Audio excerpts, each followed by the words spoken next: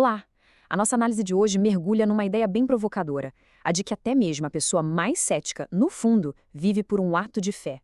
A gente vai tentar montar juntos esse quebra-cabeça da crença, explorando o que é verdade, o que é razão e, claro, o que é o ceticismo.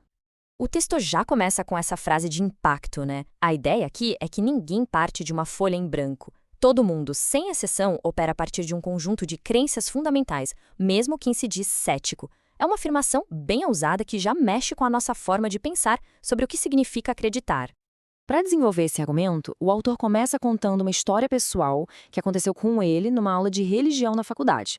E essa pequena história serve para ilustrar um desafio intelectual que, na verdade, é bem comum. Imagina a cena, o professor, buscando uma análise totalmente objetiva, pede para os alunos deixarem suas crenças religiosas do lado de fora da sala. A intenção era clara: criar um espaço puramente acadêmico para analisar o Antigo Testamento de forma crítica. Bom, a tensão não demora a aparecer. Um aluno simplesmente não consegue ficar calado enquanto o professor apresenta teorias de que Moisés talvez não tenha escrito os 5 primeiros livros da Bíblia. E aí, pronto, o confronto entre fé e academia explode ali na frente de todo mundo. O semestre termina, mas para o autor, a questão principal continua no ar. A discussão em aula não resolveu a sua inquietação, então ele decide ir direto à fonte e conversar com o professor. E essa é a pergunta-chave. Depois de um semestre inteiro de estudo, ele vai direto ao ponto, sem rodeios. Ele quer uma resposta definitiva do especialista para aquela busca que o levou até ali. A resposta do professor é um banho de água fria. Não sei. Para o autor, foi um choque, uma frustração imensa. A busca acadêmica que parecia tão promissora acabou num beco sem saída. Ele esperava um sim ou um não, mas essa incerteza o deixou completamente perdido.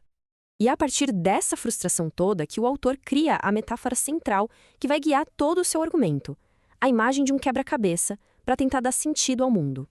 A ideia é a seguinte: assim como é quase impossível montar um quebra-cabeça sem ter a imagem da tampa da caixa para guiar, a vida também fica muito confusa sem uma visão de mundo que conecte tudo. Essa tampa da caixa seria a imagem que dá sentido a todas as peças soltas da nossa existência. E segundo o autor, qualquer tampa da caixa que se preze, ou seja, qualquer visão de mundo coerente, precisa responder a estas 5 perguntas fundamentais: de onde a gente veio, quem a gente é, por que estamos aqui, como deveríamos viver e para onde estamos indo. Essas são as grandes questões. Agora, olha que interessante o que esse slide mostra. É o contraste gritante das consequências de 2 pontos de partida diferentes. O texto mostra como a resposta à pergunta sobre a existência de Deus afeta absolutamente todo o resto, do propósito da vida à moralidade e ao nosso destino. A primeira peça do quebra-cabeça muda a figura inteira. Mas e se existir uma única tampa da caixa verdadeira? O autor já se adianta e aborda as objeções mais comuns a essa ideia, uma por uma. A primeira objeção vem de uma preocupação moral. A ideia de que, ao afirmar que só uma religião é a verdadeira, a pessoa estaria sendo intolerante e julgando bilhões de outras. É aquele medo de que a certeza se transforme em arrogância, sabe?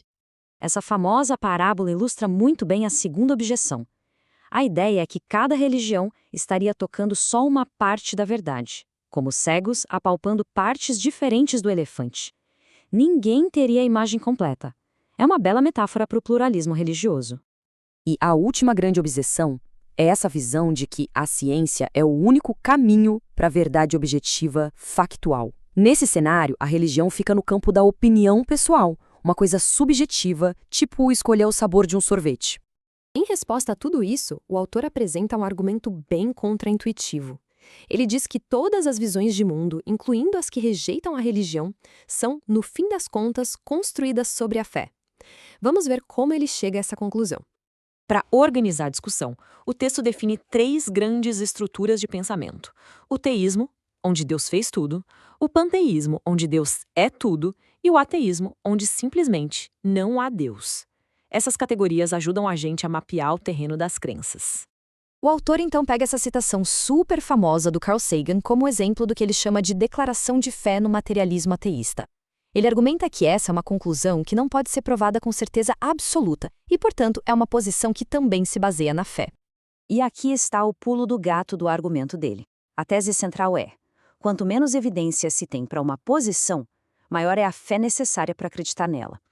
A partir daí, ele defende que, na sua análise, as evidências dão mais suporte à visão cristã, o que exigiria um salto de fé menor do que o salto necessário para a visão ateísta. Depois de defender o papel das evidências, o autor conclui essa parte introdutória do texto apresentando uma estrutura, um caminho lógico para tentar encontrar a tampa da caixa do quebra-cabeça. Ele propõe uma jornada lógica que ele desenvolve em 12 pontos ao longo do livro. Começa com ideias bem básicas, como a de que a verdade pode ser conhecida, e vai avançando passo a passo, construindo um argumento que vai da filosofia para a teologia e até para a história. E assim, o texto nos deixa com a sua questão central. A discussão, para ele, não é sobre ter fé versus não ter fé, mas sim em que a gente deposita a nossa fé. A provocação final é essa. Qual visão de mundo, ao se analisar as evidências, exige o maior salto no escuro?